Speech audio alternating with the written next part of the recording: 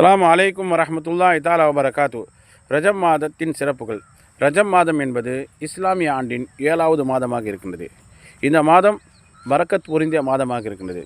சங்கை மிக்க மாதங்களிலே அல்லாஹ் தஆலா 12 மாதங்களிலே 4 மாதங்களை அல்லாஹ் தஆலா சிறப்பை மிக்க மாதமாக அறிவித்திருக்கின்றான்.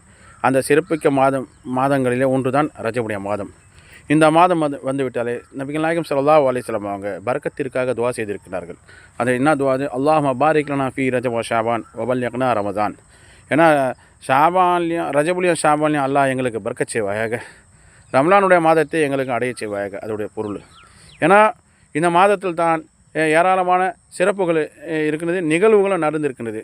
ஒன்று கியாமத் நாள் வரை தொழுகையில் ஓதக்கூடிய ஒரு சூரா தான் சூரத்துல் ஃபாத்தியா, அல்ஹம்து சூரா. அந்த சூரா இறங்கிய நாள். இரண்டாவது சிறப்பு என்னன்னா, காலத்தால் அழியாத கியாமத் நாள் வரை முஸ்லீம்களை ஒன்று கூட்டக்கூடிய ஒரு உன்னதமான ஒரு இபாதத் தொழுகை இறங்கிய நாளும் மாதமும் இந்த மாதம் ரஜபுடைய மாதம் தான்.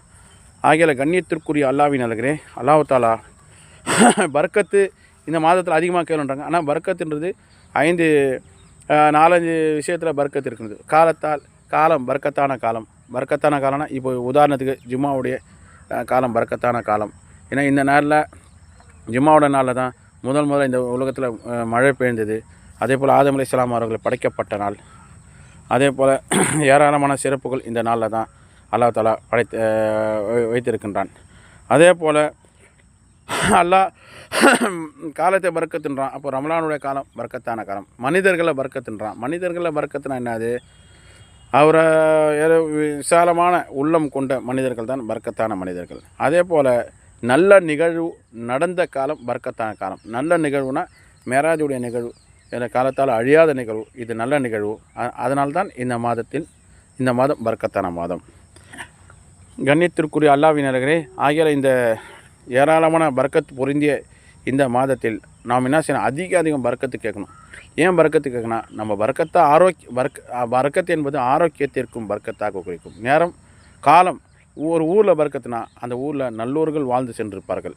அதனால தான் அந்த ஊருக்கு பரக்கத்து. இப்போ நல்லோர்கள் வாழ்வார்கள். நேரம்னா நல்ல நேரம்னா பரக்கத்தான நேரம்னா நல்ல நிகழ்வு அந்த நேரத்தில் நடந்திருக்கும்.